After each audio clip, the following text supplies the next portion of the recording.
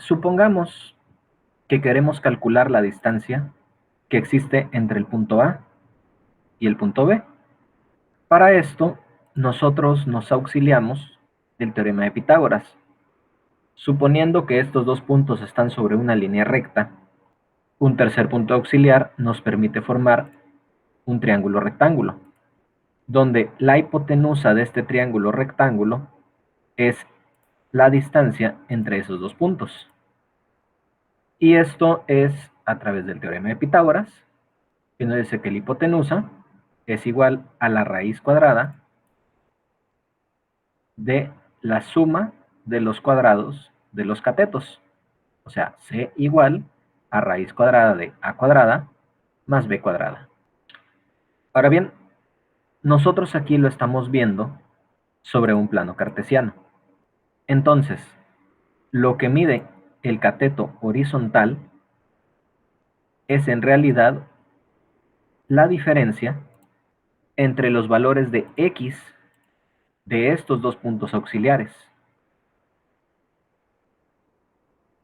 O en otras palabras, A cuadrada sería la X de este punto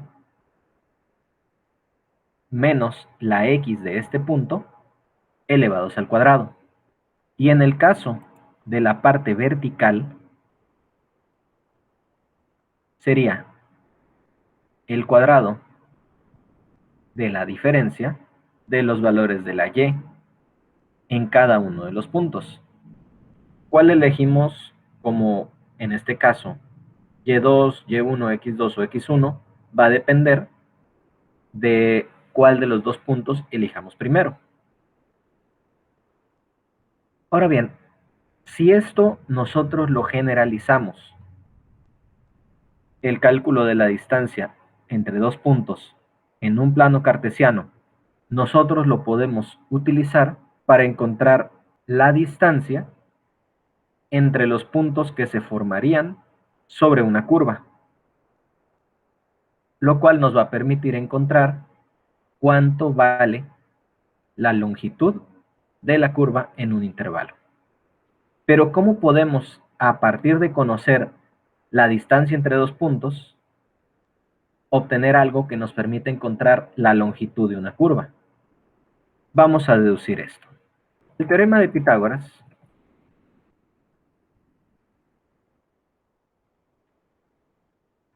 nos dice que la hipotenusa es igual a la raíz cuadrada de la suma del cuadrado de los catetos. La distancia entre dos puntos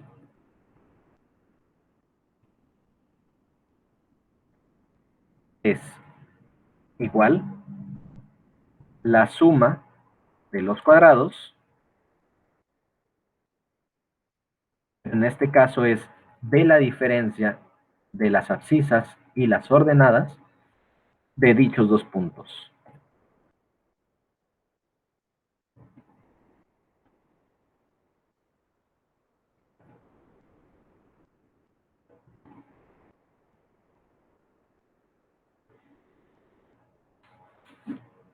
Si nosotros en este caso consideráramos para una curva de la cual queremos conocer su longitud, si nosotros quisiéramos encontrar la longitud de una curva, para una curva completa en un intervalo, no podemos decir que esta curva sea recta completamente, porque esto simplemente nos llevaría a encontrar una aproximación de cuánto mide en realidad. Pero, si nosotros consideramos que los puntos en el plano sobre dicha curva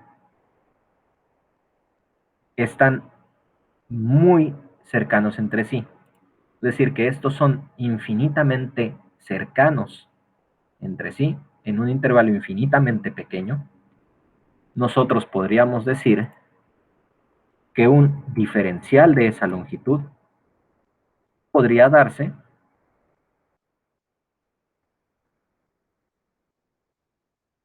a través de esta suma.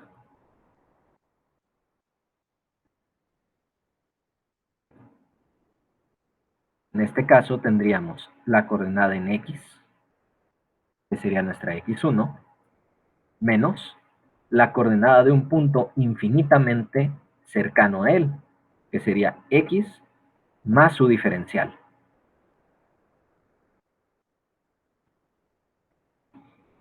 En el caso de la Y,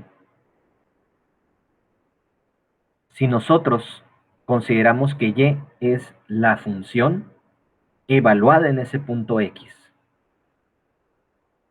Y evaluada en X sería la función en X.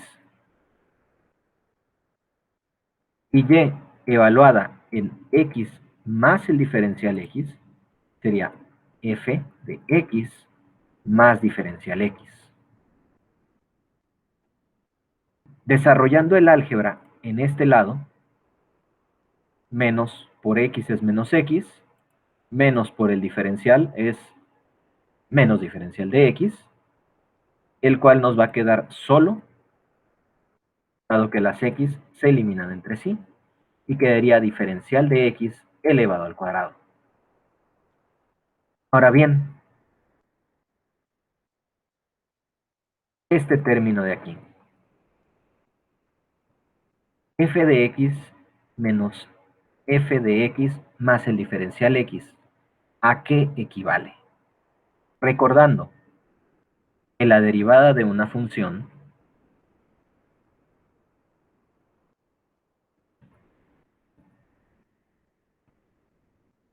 es el límite de la secante cuando la diferencia entre los dos puntos es infinitamente pequeña, lo cual lo lleva a convertirse en tangente. Por lo tanto, es la pendiente de la recta tangente evaluada en el punto. Y esta es f de x menos f de x más el diferencial x sobre la diferencia entre ambos puntos en x, que sería diferencial x. Si nosotros queremos saber a qué equivale esto, despejamos a partir de esta definición de la derivada y encontramos que la derivada de la función f' de x multiplicada por el diferencial es igual a la función en x menos la función en x más dicho diferencial x. Entonces, en esta igualdad del diferencial de longitud, nosotros sustituimos la derivada de la función por el diferencial de x elevado al cuadrado. Realizamos la elevación al cuadrado, tanto de diferencial x como f' por diferencial x.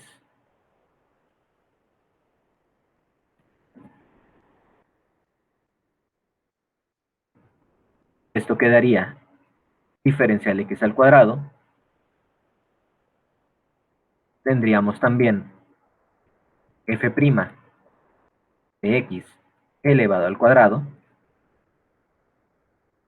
y otro diferencial de x al cuadrado. Como podemos observar, esto es una suma y tienen el término diferencial x al cuadrado como factor común.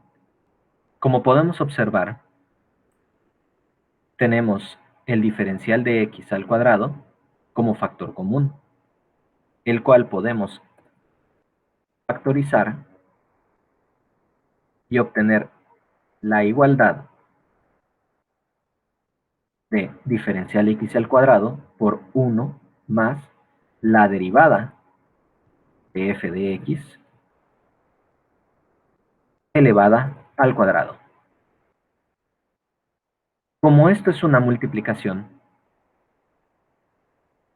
podemos aplicar una propiedad de los exponentes y de las raíces y sacar la raíz cuadrada de este diferencial, con lo cual obtendríamos el diferencial x que va a multiplicar a esta raíz.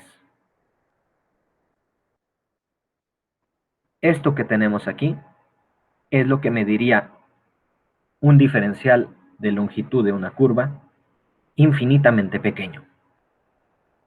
Si nosotros realizamos una suma de todas esas longitudes infinitamente pequeñas en un intervalo determinado, obtendríamos la longitud total de esa curva en dicho intervalo.